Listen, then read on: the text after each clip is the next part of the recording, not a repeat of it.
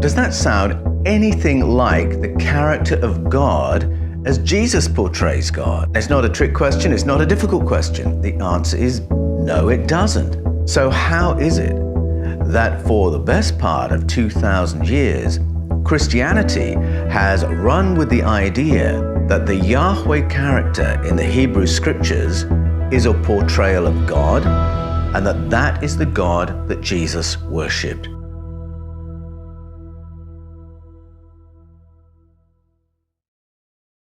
1 Samuel 15.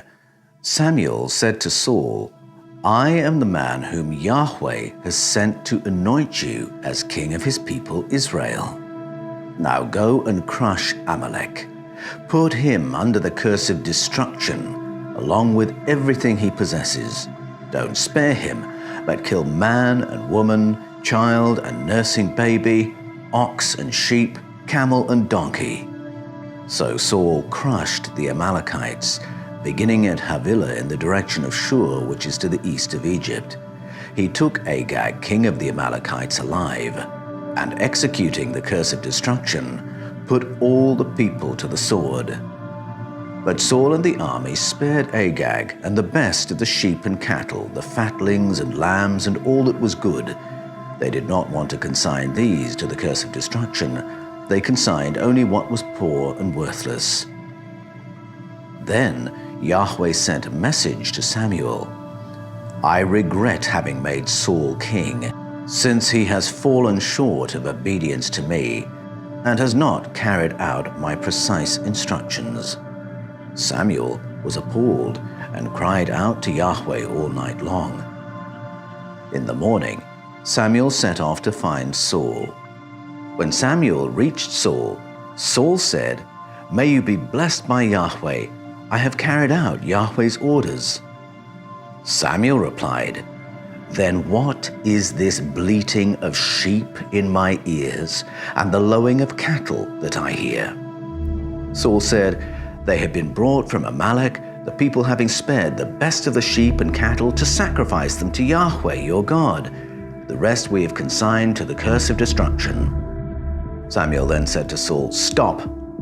Let me tell you what Yahweh said to me last night.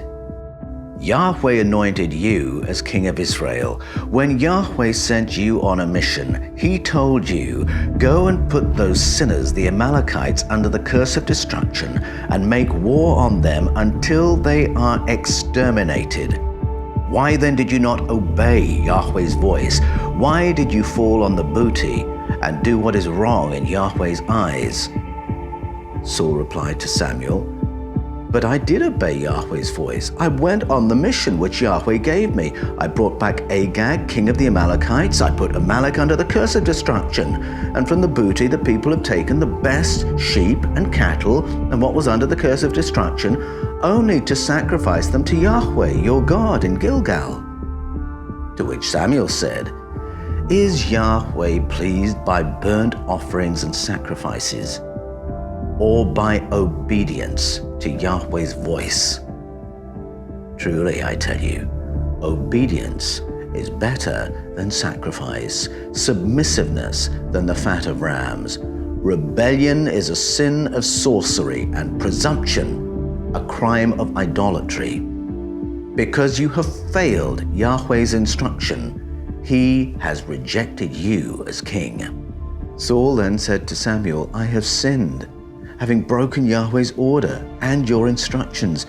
Please forgive my sin and return with me so that I can bow down and abase myself before Yahweh." Samuel said to Saul, "I will not come back with you, since you have failed Yahweh's word, and Yahweh has rejected you as king of Israel." Samuel then said, "Bring me Agag, king of the Amalekites." Agag came towards him unsteadily, saying, "Truly, death is bitter."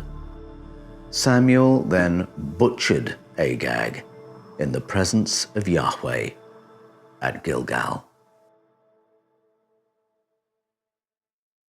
Now let's be honest. Does that sound anything like the character of God as Jesus describes God in the Gospels? It's not a trick question. It's not a difficult question. The answer is no. That is nothing like the qualities of God revealed by Jesus and those who wrote for him in the New Testament. When those writers describe the character of God, they speak about a God of love and forgiveness, love which is patient and kind, never jealous, not boastful or conceited, is never rude, never seeks its own advantage, doesn't take offense or store up grievances. That is not the character of Yahweh in the Hebrew Scriptures, what we call the Old Testament. And this is not a glitch. This behavior that we read about in 1 Samuel 15 is the same character revealed by Yahweh whenever he is an active character in the Hebrew Scriptures from start to finish. You can find a similar moment in the time of Moses. Just like Samuel, the spokesperson for Yahweh, executes this brutal slaughter, so Moses does the same. Now note that when Yahweh rejects Saul, he's rejecting Saul because he isn't brutal enough. Saul has won the war, but he hasn't killed every woman, child, and baby. He wants scorched earth. He wants a genocide. So on what basis do we consider genocide the worst crime against humanity, and yet we excuse it if the Yahweh character does it? And how is it that Christianity, for the best part of 2,000 years, has run with the idea that the Yahweh character of the Hebrew Scriptures is a portrayal of God, and that is the God that Jesus worshipped? The answer is in the Gospels themselves. What I argue in the Eden Conspiracy is that although Yahweh later became used as the holy name for God, originally Yahweh referenced an entity which colonized our Hebrew ancestors and governed over them with brutality, and that Yahweh was not a portrayal of God and was certainly not the God whom Jesus called Father.